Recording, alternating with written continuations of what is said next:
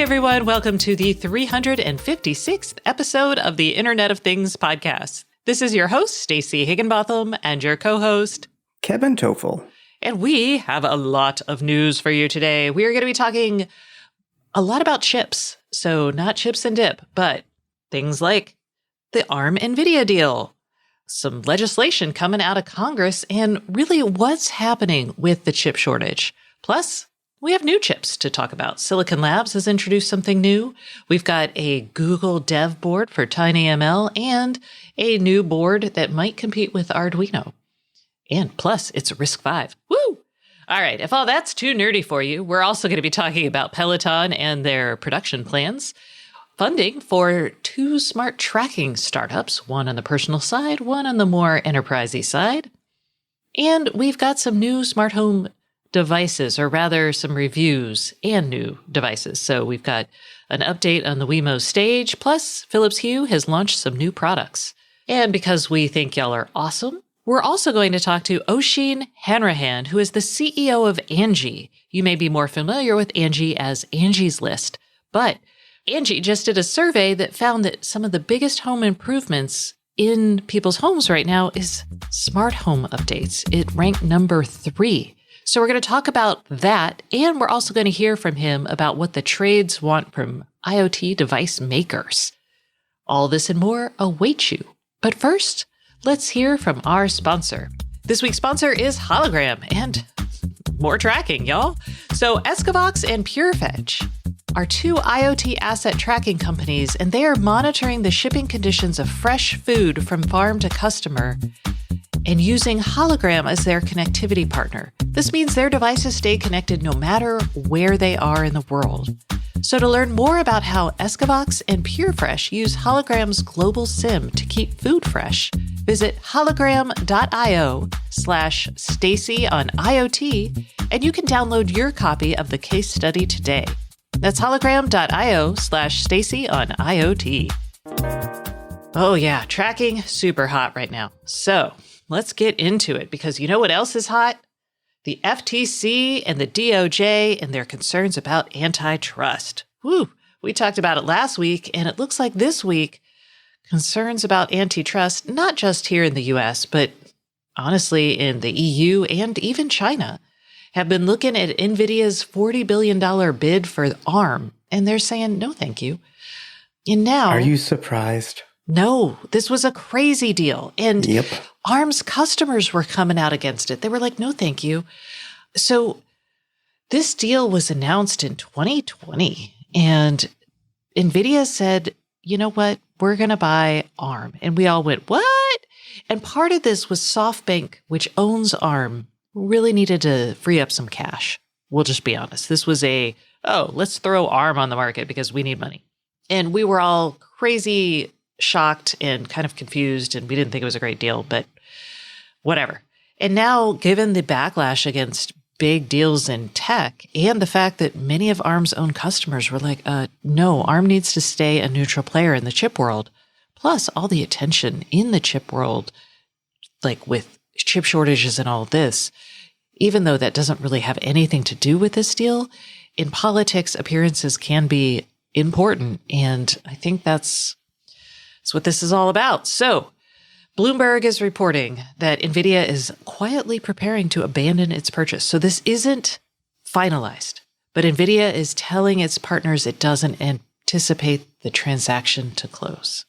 Yeah, and honestly, they had to know that this would face big headwinds. They also, I'm sure, are hearing whispers about if this would be approved or not. That's all hush-hush behind the scenes stuff, but every company has people in the right places to understand what's going on at the regulatory level. For people who may not quite understand why this would be an issue, this may not be the best analogy, but I'm going to give it anyway, and you can tell me it stinks or whatever. It's kind of like, I don't know, let's say Eero, a maker of wireless routers, decides to somehow buy the Wi-Fi alliance that makes the wireless standards. It's kind of like that because ARM architecture is a very centralized organization They license out the architecture and designs for ARM chips. They improve those designs every year. And then anybody who wants to use those chips, and there are many people, many companies all around the world, then can, depending on the license they have, tweak that design or just use that design right out of the box and make chips for phones, tablets, TVs, anything, IoT devices, obviously. It's just, yeah, it has to be separate under this kind of model where there's this centralized intellectual property. I agree with you, although I would say it's more like Korbel, the cheap champagne company, coming in and buying up all the vineyards in Champagne, France. So in the Champagne region of France. So to me, ARM is all the champagne grapes, right? So anybody can come in and use their designs. And if Korbel popped in and bought all those grapes, then not everybody who wanted to make champagne could make them anymore. They'd have to make sparkling wine. And in your analogy, Korbel could keep the best grapes for itself. Yes. And its partners, quote unquote partners, that not licensed grapes, but maybe purchase them or use them, would not get the best. Exactly. And they would have to compete against Korbel. So exactly. This is everyone is like, really, Stacy? Korbel? Stacy needs a glass of champagne right now, if you can't tell. I'm being dry for quite some time, but, one day. Okay, so that's what's happening with that deal. All of this is playing out, though, in the story of 2021 and still 2022, which is the chip shortage. And 2023, I suspect. And I was like, are we already in 2023? Did I miss 2022? No. I think this is, people are underestimating the real challenge here. I agree with you. So some news on this front, on the federal side. The Biden administration has been pushing for the CHIPS Act, which is a financing, it's money and programs that would help boost the U.S.'s competitiveness in the semiconductor manufacturing industry. And this is all a little interesting because what's happened with the chip shortages, we've seen, obviously, huge shortages of chips, and it's affected mostly the government is worried about cars because auto manufacturing, and that creates a lot of jobs, it creates a lot of money. It's a big deal. So automakers have slowed their production or halted their production of some of their vehicles because they can't find enough chips. It's also affected companies all the way down the stack, like, all the IoT companies. And it's basic chips. Like some of them are like things you and I might think of like, oh, Wi-Fi chips were in short supply for a while. That's a big deal. But it's also things like components, like power management chips. And I just all those little things that you don't think about on a piece of silicon. So it's causing all kinds of delays, and it's actually causing kind of a rethinking of how the industry works at a bunch of different levels. So companies like Apple are now paying chip suppliers for guaranteeing chips to them so they can push out enough phones. That's actually been their standard operating procedure for years. So that's why they typically are least affected, and they get the newest, latest generation of chips. They prepay so that these companies can build out foundries and production lines to make this, whatever the next big thing is. Yeah, because Apple understands that its products don't go anywhere without silicon, right? Everyone else is suddenly realizing this. I feel like they're coming to this conclusion. So GM and Ford both signed agreements with a couple chip companies to design chips for their vehicles and also to guarantee a supply. And the chip suppliers have been asking for this for a while because historically what's happened is they just produce goods and then the third-party manufacturers that build the components for cars buy them. Maybe, other companies will come in and buy them. You might have a contract with like a DigiKey or Avnet or some kind of distributor just to buy boards. The supply chain is not very transparent for most buyers of chips. Not at the high level of the people making the final end product. Yes. So what the chip suppliers would like to see is everybody tell them, I would like X million chips for 2022. And then they can then build out capacity. So some other things to know. Building out capacity for silicon plants is crazy long. These are big, massive facilities. They have a lot of very high-end equipment. It costs a lot of money to build them. For example, Intel just announced a plant. They're going to build a fab. That's what they call their plants in Ohio. But this isn't going to be online until 2025. Samsung announced one in Texas. Again, not going to be online for a couple of years. The other thing to know is these plants that we're lauding right now as being super awesome and people feel like they're going to solve the problem are actually not going to solve the problem. Nope. Because these plants are building don't know what nanometer Intel's building for at this particular facility, but they're building at 7 nanometers and 11 nanometers and really high-end chips. Those are not the chips that are necessarily in demand. The types of chips that are in demand are usually built at 10-year-old fabs, maybe even 15-year-old fabs. And this is where securing and understanding the supply chain is really going to matter, because if you're a chip manufacturer, you don't want to keep investing in this old stuff unless you know people are going to want it. And if you don't know it, you're kind of well, I need to keep upgrading to the latest thing, and that costs literally billions of dollars. So we're at a kind of impasse here. And so the Commerce Department, getting to our news this week, asked for information about the CHIPS Act is proposing $52 billion for funding for domestic semiconductor production. And if this happens, the things they're asking for are, hey, we're going to build R&D platforms. We're going to figure out how we keep more production here in the US because many of our fabs are over in Taiwan and Asia. And the Department of Commerce wants to know, hey, what should some of these programs that we're going to build with this $52 billion look like? They're like, should we build a national semiconductor technology center? Ooh, where should it be? Do we need to focus on package manufacturing? So after the chips are manufactured, you actually have to package them up to put them on boards. There's more, and a lot of times that happens in China. So you might have your high-end chip that's made here go over to China, get packaged, popped on a board, and come back. And then what kind of workers do we need? Those are all good things, but they don't resolve the root cause of the problem, which is proper demand forecasting. Yeah, predicting demand forecasts. And, I get it. It's hard. If you're used to going to the grocery store and just picking up what you need, every night to make dinner, for example, and then suddenly someone's saying, hey, you know what? Now we're going to switch to a model where you pre-order all of your groceries for the next month so we can make sure we have enough supply for you. That's a big shift. And that's kind of where these guys are.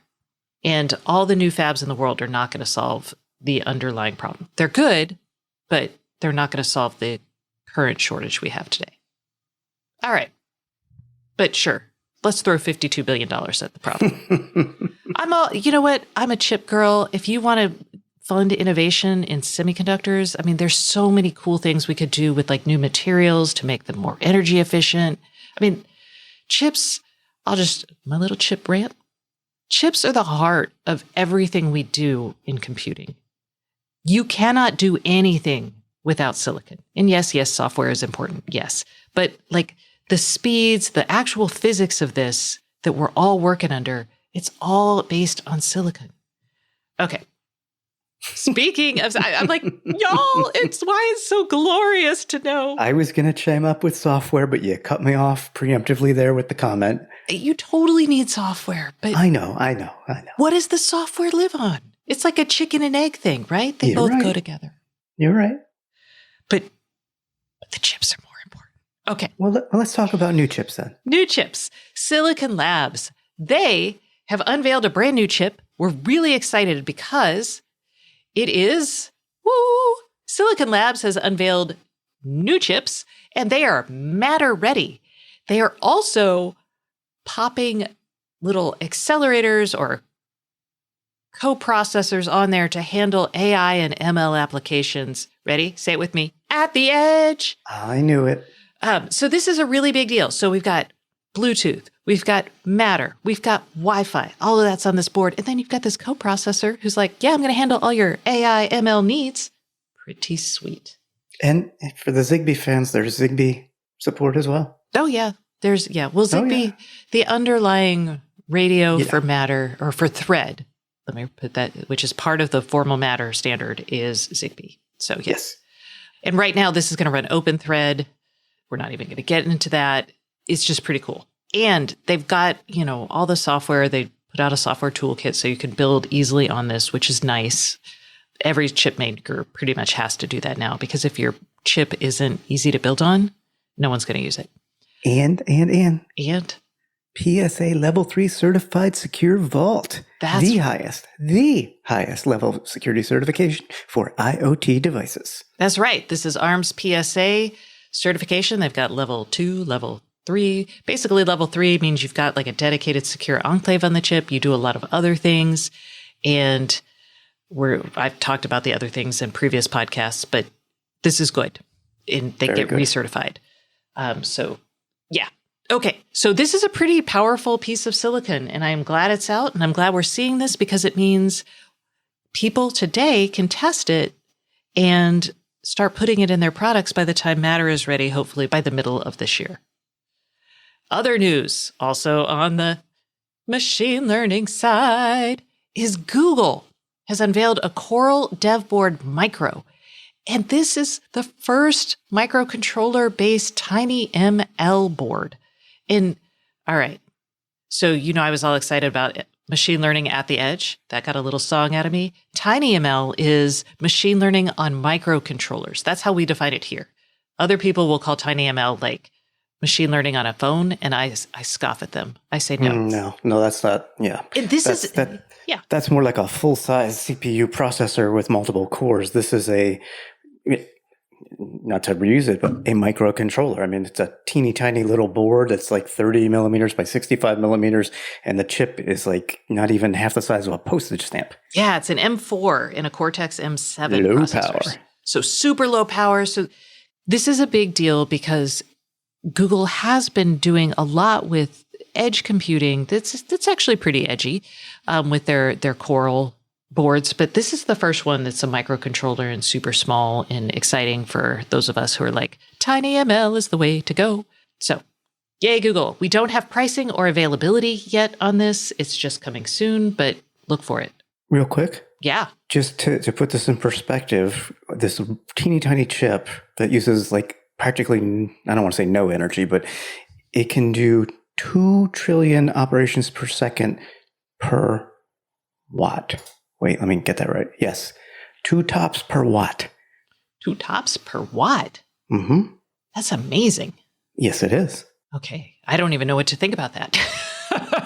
I mean, sorry. Well, like with computers, I typically think like how many instructions, per watt, how many clock cycles, etc.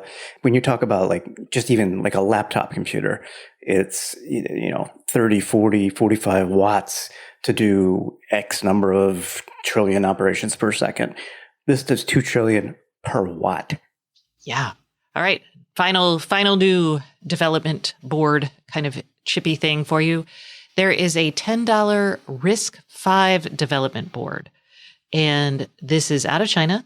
And it's looking to compete with Arduinos. But let's give you just a little background if you don't recall. RISC-V is an open source instruction set. An instruction set for a chip is like ARM. They make their own instruction set. That's those champagne grapes they license out to people.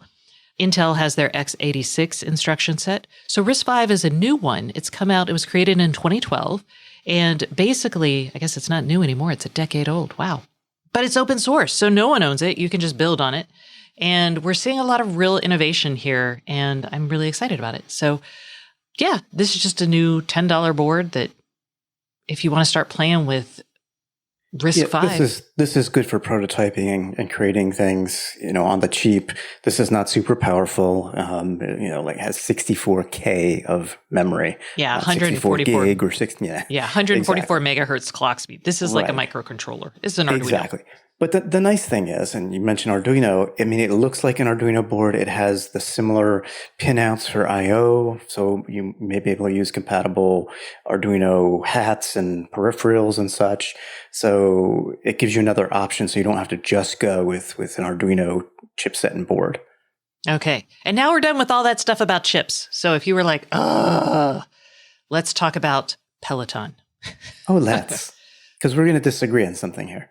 Oh, yeah, we are. Okay. So the big news this week was Peloton is temporarily, CNBC got documents from the company saying, hey, we're going to halt production of our connected fitness products, our bikes, our treadmills, our brand new product is going to be delayed. So it's basically nobody wants these anymore because the pandemic is over and everything that they've made. Well, everybody who wants one can get one. Right. Everybody who wants one has one. They're like, yeah. And so they're going to just pause their bike production for 2 months. It's already paused production of some of its other stuff. And everyone is freaking out. I don't know why everyone is freaking out. This feels pretty reasonable. Because the growth has been off the charts for so long that it was just anticipated that people are just still going to want to shell out $2,000 for a bike or a treadmill and pay for services and such. This is an example of the stock market just being silly. I'm just going to be. I mean, we knew that all good things come to an end, and you can't grow infinitely on the hardware side when your hardware is that expensive. Correct. This is a limited demand market, so you have too much supply for it right now. So this set off all kinds of shenanigans. Basically, people are like, one of the shareholders was like, oh, John Foley, the CEO, you got to get out of here. I don't think that's going to happen. And then everybody else was like, who should buy Peloton? Because clearly it's struggling because its stock price is down. And the biggest contenders was Apple. Everyone's like, Apple should buy Peloton because both of them are so good at integrating hardware and software, and Peloton's like an Apple experience. And I think this is just bonkers. And I'll say this because Apple makes hardware with a large potential market. They've already built a fitness service that I think will get better over time. Their strategy on all those fronts is to build and own the brains and then partner out with people to take advantage of those brains. So I can see Apple partnering with Peloton, but I don't see Apple buying Peloton because it doesn't need to sell bikes. Well, here's where I'm going to disagree a little. I don't necessarily disagree with your thought process there, but what Apple is good at is something we just talked about, and that is supply chain management. So they can fix Peloton's issues when it comes to predicting demand and so on. Additionally, I've tested the Apple Fitness Plus product, and it's quite good. And Apple does make, they're making far more on services than ever. You know, they're not just a hardware company. They're certainly not just a software company anymore. They are a services company, and they deliver an integrated experience with the hardware, the software, and the services. I don't know that I would see people shelling out the same amount of money for it. Apple built or Apple designed Peloton bike or treadmill, but Apple's really good about making prices at least reasonable for what they offer, and having high profit margins on their side because of supply chain management. And when you add in the service integration, and there's no integration, there's no hardware integration with the Fitness Plus service right now, I think they could do something here. I don't think they could do it by purchasing the company at its current value. I think it would have to be at a discount, but I could see it. It's okay. We can disagree. Oh, no, I know we can. Oh, I'm totally fine disagreeing with you, Kevin. I'm sighing because you're right. And there's the health and fitness market, like the gym market, for example, hotels, that sort of thing. And remember, Peloton bought Precor last year. I think, was it last year? Yeah. So they'd have extra manufacturing. And potential at the lower end of the market, which is what Precor products were.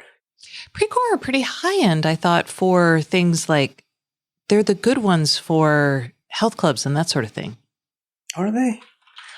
They might be. I feel like my Precor ellipticals were pretty nice compared to like a Nordic Track or something. Well, you know what? I just went to shop Precor on Google, and yeah, I could spend $5,000. So they're more in the Nordic Track price range, and yeah.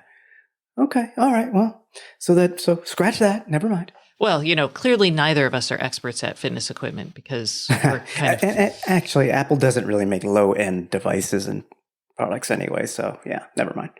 Anyway, okay, so that's where Peloton is. And we're talking about this because Peloton is a connected bike.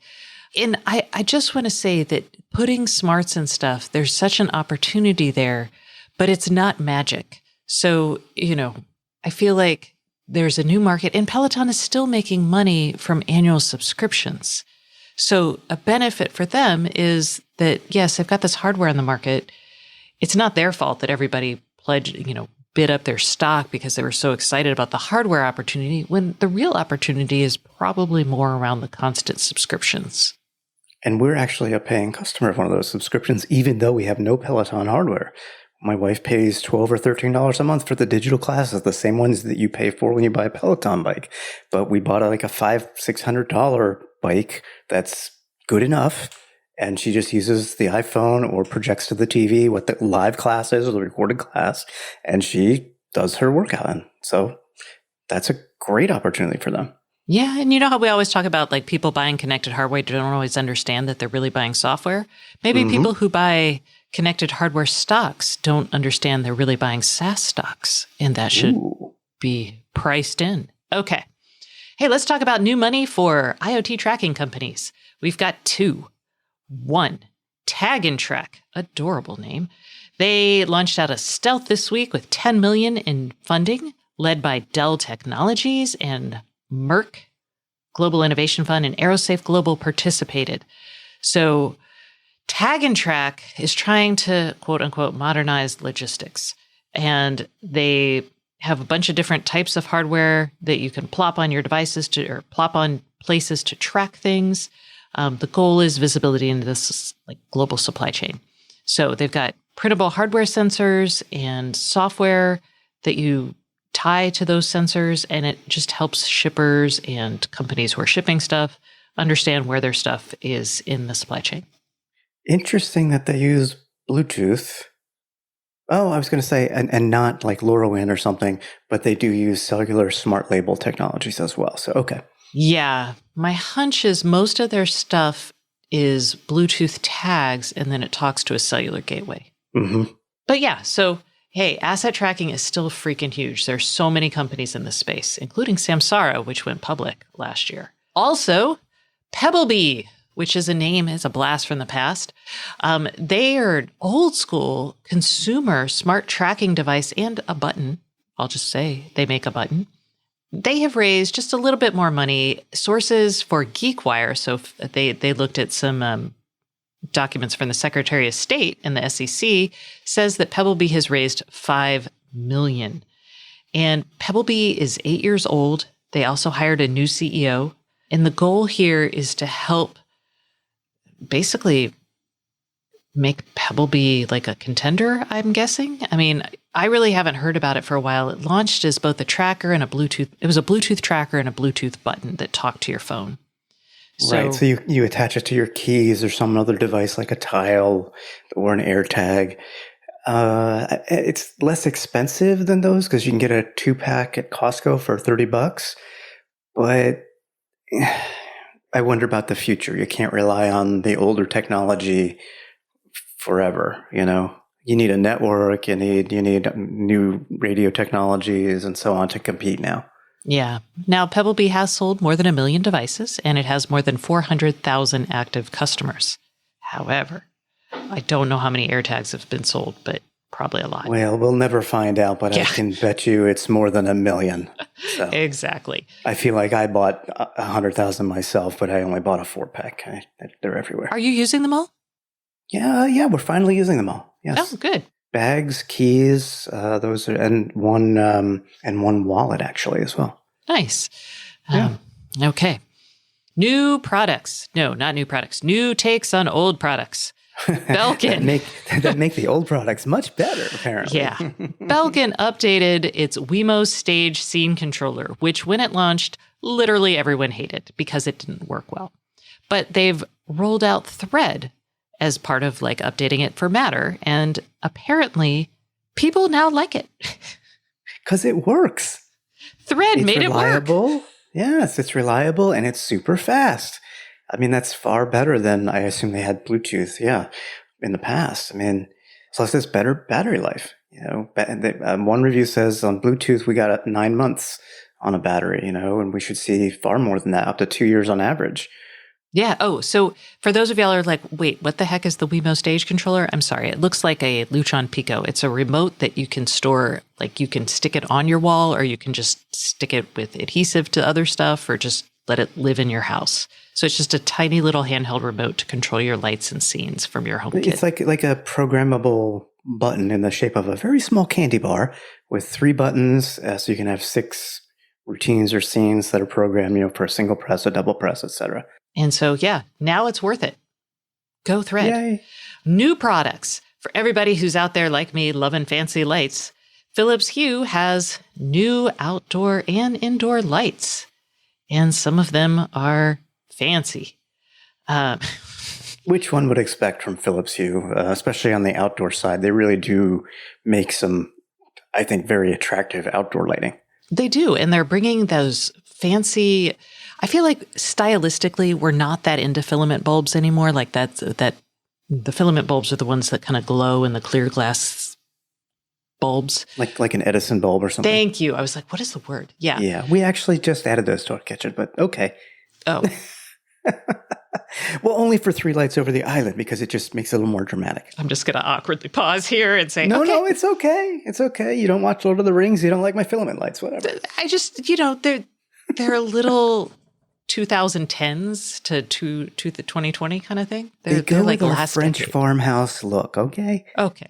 Well, anyway, so they're bringing those outside. So if you're Kevin and you want outdoor filament bulbs that are remote controllable and, part of the Philips I Hue wouldn't want system. them outside. That's just silly. Oh, actually, I think they might be nice there. That gives you for that. crying out loud. Okay. This is the show where we agree on nothing. Oh, dear. It's all good. It's all good. So $99 for these outside. The bulbs? Oh, no, this is a full light. Sorry. Yeah, no, this is a fixture. These are all fixtures.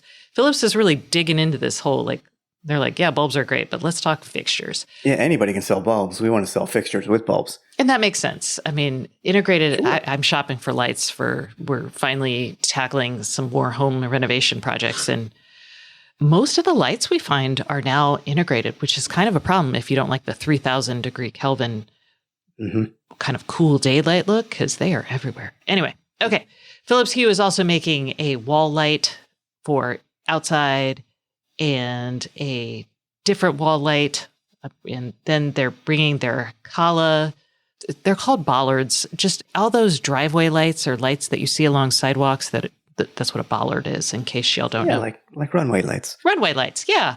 They're bringing that in stainless steel. It had been in black. And then Philips Hue is adding new effects for their scenes, and I'm really excited about this. They're going to add candle and fireplace. Ooh. Well, I kind of like that because for outdoor lights, having a little candle flicker is kind of actually nice. I wouldn't have the fireplace one outside. I would do that with my indoor light. Well, this will be through all their Philips lights, is my understanding. So we'll get them all across the board. So these are just software-based effects that you can apply to your lights. That is correct, yes. So, all Philips Hue lights that are both Zigbee and Bluetooth compatible. You could actually, because you've got those lights, the things that tie into your gaming system. What are the Hue Plays? Yeah, the sync. Sinks. Maybe those will get it. You could have like a fireplace behind your television. I'm really getting into the automated scenes with these because, I'll use the Aurora one, which is like Aurora Borealis. And, yeah. I have the lights shifting slowly, like Northern Lights. Well, Northern here anyway. And I really do like that. So, yeah. Awesome. All right. Well, that concludes the news for this week. But let's get to the Internet of Things podcast hotline. This is the segment of the show where we answer all your questions, and you can call us with those questions at 512-623-7424. And the IoT podcast hotline is brought to you by Spindance. Spindance is an IoT development shop that can help you design, build, and support your IoT product. You can learn more at spindance.com. Also, if you call us and leave a question, you will be entered to win a smart connected garage door opener. We'll either do a Chamberlain one or a Miros, which is HomeKit enabled. So you can choose. And speaking of choice, this week's question is actually deals with kind of the the not fun aspects of compatibility and too many choices and too many OSs for the smart home. So let's hear it. Hi, Stacey and Kevin. This is Michael from Rochester, New York. I recently got one of the new-ish Google Nest thermostats, the one that connects to the Home app. And I'm wondering if there's a way to connect that thermostat to Madam A. Everything I see when I'm looking online just shows me the older learning thermostat that still uses the Nest app. I can't find anything that shows me how to connect my Nest thermostat to Madam A. I don't really want this for voice commands. What I want this for is I have a Ring alarm system, and I'd like to set it up so that when my alarm gets set, my thermostat gets set into away mode. If I could run a routine to do something like that, and when I come home and disarm the alarm, my thermostat goes back to home mode. I know there's the home and away assistant with the thermostat already, but sometimes that takes up to an hour after I've already left the house where my house is being heated before it realizes I'm away, and then it turns itself to away mode. Any help on this would be greatly appreciated. I love the podcast. Keep up the good work. Oh, Michael, when you started this question, I was like, oh no, you did the cardinal sin of IoT investing. You pick a platform and stick with it. You purchased outside of your ecosystem. Well, I mean, and that may change as we've talked about with Matter devices coming later this year. So we'll see some potential benefit there, maybe not on all older devices. That's the issue there. Yeah, so here's what we have to tell you. One, Matter may not help you because Google, depending on how Google has said, it's only going to support Matter on some of its thermostats, and I'm not sure which one you have. You alluded to it being older. So Matter may not help you here. Other bad news we have to tell you is you cannot put a Google Nest product into a routine like you're trying to do. You can link your Nest thermostat to Madam A, though. So you can enable the Google Nest skill in Madam A. So you go to the Madam A app and you can search for Google Nest and that will come up. You will also need to, if you haven't already, upgrade from your Nest account, your original Nest account, to the Google Home account. People hate doing that, but you have to do that. That migration is a hoo-ha and a half. Yeah, nobody likes it.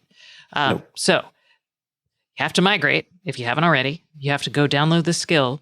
Then you have to link your two accounts. Once you have done that, you can do voice control for setting thermostats.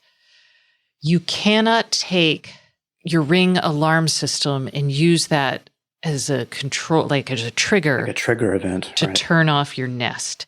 And the reason why your Nest may take so long is because Google has, to determine if someone is home or not, uses a bunch of different variables. And they've learned these over time. In pre-pandemic, I think the pandemic has messed with lots of learning algorithms because our habits utterly changed.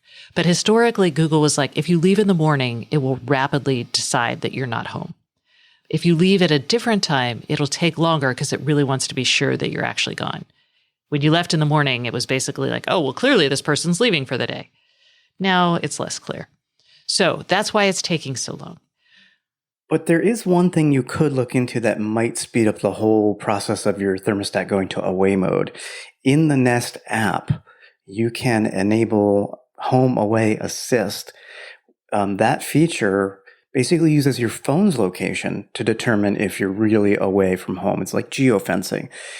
And even better, if you have multiple people in the house, you can invite all of them to the Nest account. They can be members, and it will use all their locations. So that way, if you leave and they're not members and they stay at home, you don't want that to go, the thermostat to go into away mode and they're freezing or sweating. It would actually kick into a different mode when the last person has left the geographic area with their phone. So that should help. It's not giving you precisely what you want, but it may accomplish a similar goal. And if you're willing to, because you're in this ecosystem, you can actually, Amazon makes their own smart thermostat now, and it is $59.99. That means you do replace one thermostat with another, but it's relatively inexpensive. So if you're willing to do that, then you will everything will be in the same ecosystem. And I don't know for sure because I haven't played with this thermostat. You should be able to include that in routines that will work. If this Nest purchase was recent enough that you can return it and switch to Amazon's thermostat, I hate to say it, but that's probably the way I would go because of that Ring Amazon integration that's going to afford you different functionalities that you just can't have when you start mixing and matching platforms, unfortunately. But Michael, it shouldn't have to be this way. And I agree. We think Matter's going to solve it for new purchases going forward and some existing purchases. But, So, yeah. Sorry to, I don't know. Rain on your parade. Yeah. All right. Remember, if you would like us to rain on your parade, you can give us a call at 512-623-7424. And you will also be entered to win our monthly January drawing for a smart garage door opener. And that concludes this segment of the show, but please stay tuned for our guest, Oisin Hanrahan, who is the CEO of Angie. We're going to be talking about home improvement, the smart home, and what trade professionals want from smart home vendors. But first, a message from our sponsor. This week's sponsor is Rightpoint. Hey everyone, we are taking a quick break from the Internet of Things podcast for a message from our sponsor. And this week's sponsor is Rightpoint. Rightpoint is a global experience company on a relentless quest to make everything work better. And I have Andy Watson, an associate director of product management and the IoT lead from Rightpoint with me here. He's ready to tell us a little bit about the work they do. So, Andy, I wanted to ask you, how is Rightpoint making the Internet of Things work better? Thanks, Stacey. At Rightpoint, we start any conversation about IoT around the idea of the experience a device will deliver to the people who actually use it. It needs to fit seamlessly into their day-to-day lives and make life easier. As we know, IoT is an ever-evolving space, and we've been working for several years now helping organizations strategize, concept, build, and launch their IoT products. One great example is our work with Chamberlain on their MyQ product. Yes, we're very familiar with Chamberlain and the MyQ Smart Garage controller here on the show. So what sort of work were you involved in? We've partnered with Chamberlain for years working across e-commerce and smart home infrastructure. Smart home infrastructure. Tell me a little bit more. Back in 2017, when MyQ was really taking off, our team re-engineered the backend and the messaging engine to drive scalability and performance. Chamberlain was using an on-prem monolithic architecture, and we migrated them to an extensible microservices solution that set the platform up for scale, an architecture that allows for additional capabilities and service offerings. Nice. So what's a good example of how Chamberlain's extended this system? Amazon Key is a big one. It lets Amazon make deliveries inside your garage. MyQ Pet Portal is another interesting one. It's a smart dog door and won a CES Innovation Award. Awesome. So if someone wants to find out more about Rightpoint, where should they go? You can learn more about Rightpoint, our work with Chamberlain, and our IoT capabilities by Googling Rightpoint IoT or visiting us at rightpoint.com/IoT. That's RIGHTPOINT.com/IoT.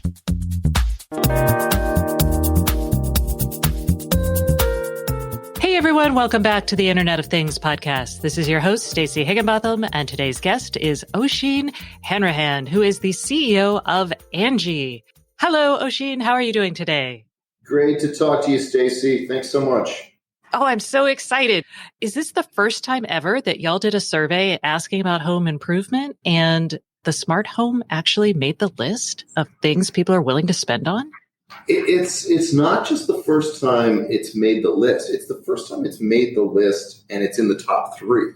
So before this, I guess you could say technically it made the list, but it was down at, somewhere in the 70s, 80s, 90s. Certainly no part of the list that anyone wanted to talk about. Whereas now, the smart home, for the first time ever, it's not top 10. It's actually in the top 3. And, we're really excited about it. We think it speaks to a lot of what's going on out there in the world. some part of me is surprised it wasn't there sooner. And then, on the other hand, you're like, these things happen gradually and then suddenly. And it really does speak to the fact that people are changing their expectations of their home. And I think the pandemic has really accelerated that. I will say so. I've spent a lot on smart home gadgets, although I always have. So before people, they're like, what? Who is this guy? What is happening with the smart home and how does he know about it? Why don't you introduce the concept of Angie? Because people may remember Angie's List, but they might need a little refresher on what y'all are doing now and how this all relates. Sure. So Angie's List is about 20 years old. We recently rebranded it from Angie's List to Angie. And at Angie, we're all about helping people take care of their home. So it started 20 years ago with a list where you could go to look at the actual list that Angie herself put together of contractors near you. We've seen that people's expectations have changed. So Angie has changed from being a list into a place you go to actually book services, the same way that, our expectations have changed to booking a car. And we do that now through Uber or Lyft, or we order food through DoorDash or Postmates. And Angie's really changed to be a place you go to take care of your home. So today you can go to Angie.com or the Angie mobile app, and you can find a pro if you'd like. And that still exists there with great ratings, reviews across 250,000 pros. But as things have changed, we've also started allowing people to book services. So in the last quarter, we had people buy over $100 million of services directly from Angie, where, you want to get a new light fitting installed, you want to get a new toilet installed, you want to get an apartment cleaned, you want to get your, kitchen painted. You can actually just go directly to Angie and we'll quote you a price on the spot and we'll go and carry out the service for you. So Angie's all about helping people take care of their homes when their homes are more important than ever before. I think we've seen through the pandemic that people have put this incredible focus on the home, this place of safety, this place of rest and relaxation, and now more recently, this place of work as well, as so many more people have started to work from home. And we think that's actually one of the main drivers of smart home going up the list to being one of the top 3 projects people are doing in their homes. Got it. And we'll get to that in a second. But first, I want to tell people, because, we all love lists. So the first thing that people are doing, the number one thing that people are doing with their home project in 2021, so last year, was interior painting. I just want to raise my hand and say I did that. Also, bathroom remodels and smart home, which is coming in third. So what are people talking about when they talk about smart home? Because that can cover everything from buying new connected appliances all the way to screwing in some light bulbs. Look, I think you're right. It's across the board. It's people thinking about their homes less as an economic investment, right? So, when we've done the purpose of home projects and the reason behind them over the last number of years, we've seen everything focused primarily on economics. So people saying, hey, I'm trying to protect the value of my home, so I'm doing preemptive work to protect its value. Or they're saying, hey, I'm trying to increase its value. I want to increase the equity of my home. So if I put in a new kitchen, I spend $10,000, $15,000 on a kitchen, I think it'll increase the value of my home by $20,000, $30,000. And we've seen that trend really flip in 2021, where people are starting to focus on home as I think it was originally intended, which is a place of rest, a place of relaxation, and a place, more recently, a place of work. And they're thinking about the utility they derive from the home itself. So that's what we're seeing. We're seeing people really think about, okay, what's the utility that I can get out of my home? So as an example, you might not think that, putting a thermostat, a timed thermostat, or a Wi-Fi enabled thermostat in your home is going to increase it by more than the few $100 or $1,000 it's going to cost to install it and get it all set up. But it might increase your utility by a lot more than that, because when you're away from your home and you're driving back, you can turn it on and you can make sure that it's accustomed to your schedule and it's setting the heat and cooling in your home to match your life. And the same is true of so many other things around the home, whether it be smart speakers, whether it's smart door locks, whether it's security systems, all these things we've just noticed, it's less about economic value. It's more about utility. It's more about people saying, this just makes my life better. This makes my home work for me. This setup works in a much more convenient way for me. And another, more recent example that we saw throughout the pandemic was the focus on connectivity and Wi-Fi. So people really saying, okay, well, yes, I bought, when I got my broadband, I got a Wi-Fi router with it.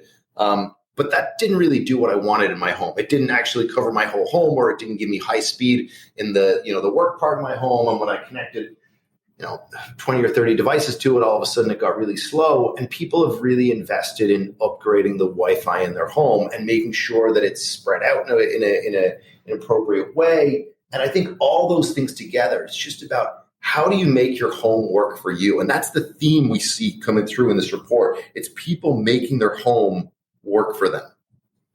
Okay, so and you've talked a lot about some of the reasons driving this. Hey, we're stuck in our homes.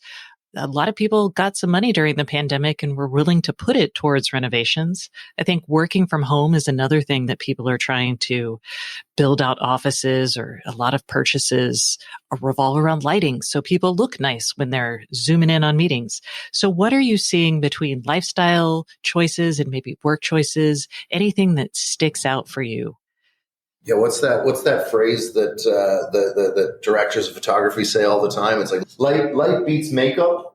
I think it's probably true on Zoom too, where people focus on light, and then they start to focus on sound. So we've seen people really creating home office environments where they might not have an extra room. So they're using a hallway and they're putting up some soundproofing. They're investing in those sound suppression units that really create background noise. They're investing in Zoom lights. They're investing in a fixed camera setup, and they're investing in perhaps like a fold-out desk that fits in a hallway or that fits in a nook in their room. And they're investing in more and more what you would think of as like more permanent setup in which to work. All right, let's flip the switch from people who are like buying this stuff to the people who are trying to install it. For years, people have reached out to me asking for me to come to their house to set up their smart home systems. And I can tell you, having been in this space forever, there's not a huge number of people who are able to do this. We saw Amazon get into this market with people who would come and install devices to work with the Amazon Echo speakers. We've seen some of the broadband players do this. But is there really a move by the trades to serve this market? So I think you've seen two things happen. You've seen the basic items become easier and easier to self-set up. And, that's great that, you can take out one item and plug it in and it'll just work right out of the box. And, I think we've got, some of the large electronic brands to thank for that, for, making it so that you can take your phone right out of the box, turn it on, and it starts immediately. On the other hand, what you've seen is the more devices people put in their home, the more interconnectivity they expect between the devices. And that's still complicated. That's still hard. And when you think about certain pieces of hardware that were perhaps already tricky to install, and now you put a smart layer on top of them, that's extra hard, right? So, you think about smart locks, most people aren't replacing the lock in their home, their front door lock themselves. They're probably getting a locksmith to do it. And then you layer on top of that the fact that this lock is supposed to be smart, needs to be Wi-Fi enabled instead of just being a mechanical lock. It needs power. It gets extra tricky. And then you say, well, actually, what I'd like it to do is I'd like it to automatically, whenever anyone engages the lock or disengages the lock, I'd like it to automatically trigger my Nest Cam to record a 30-second clip. That gets even trickier. And then you say, I'd like it to go even a step further. When someone engages the lock on the outside of the door and there's nobody inside the door, I'd like it to, crank down my thermostat, or turn off the heat in my thermostat for, 30 or 40 minutes. So it's the interconnectivity of all these things that makes it tricky, and that for certain people may require the use of professional tradespeople. All right. And while everyone hearing that, I just want to encourage everyone to install a smart lock on their own because by gosh, my 12-year-old was doing it way back in the day, and it's not as hard as you might imagine. So go out, be bold. Barring that, there are plenty of things like, wiring light switches. That's kind of a pain in the butt. And right now, I use like an electrician for this, or I had a plumber come and install a smart leak detection and water shutoff device. So it seems to span across a number of trades. And I don't know, do you see any of that consolidating, or do you see any interest in any players in this market to kind of create a new offering? Look, what we see is people going out and not really thinking about this as building a smart home. They think about it as solving a particular problem or bringing a particular feature set or benefit to their home. And pros are really responding to that, right? So the pros that we engage with, they're typically responding to a customer need or a homeowner need that's saying, hey, what I really want done is this particular thing in my home. And maybe for certain, pros, they see that as an entry point, and they then work into some of the broader themes that a homeowner might want. But most pros are just focused on, hey, if a homeowner has this particular problem, I'll help them solve it. And what we see is definitely an opportunity for the bundling of more and more smart home products together as people become more comfortable with the idea of transitioning to a smart home rather than just point solutions. Let's take this from the other side. What would the professionals, what would they like to see from the device makers? What would make their lives a little bit easier? I think that the one of the more frustrating things for a pro is if an individual homeowner buys a device and the pro shows up to install it and it's just not compatible with their home. So as people are retrofitting smart devices onto older and older homes, some level of education of the homeowner as to what can and can't be retrofitted onto more aged properties, I think is a common pain point. Another is this idea that everything's just going to work together. I think for the better part of well over a decade at this point, we've been talking about the different smart home operating systems and how some of them work together with certain devices, some of them work together with other devices, but they don't all work in a super seamless, interoperable way. And I think that's again, a frustration point. And it's less that the pro is frustrated by it inherently. It's more that the pro has to educate the consumer, and the consumer may have already bought 2 or 3 different devices from 2 or 3 different home operating systems with an expectation that they're all going to join up, but then they don't, and the homeowner may be disappointed. And we've obviously made some strides in that direction with some of the systems being more interoperable, but I think we've definitely got a bit of runway left to go figure that out. So I have to ask, because this seems like something you might know about, but you also might not know about, but the industry would love for you to know about it. Are you familiar with Matter, the protocol coming out that promises to solve some of those interoperability issues? I am familiar with it. I'm not deeply familiar with its limitations. I know that we've been promised versions of this before, and I am cautiously optimistic that maybe we'll get at it this time. But I think it's a tough problem to solve, right? It's a tough problem to solve because the incentives are just not super aligned.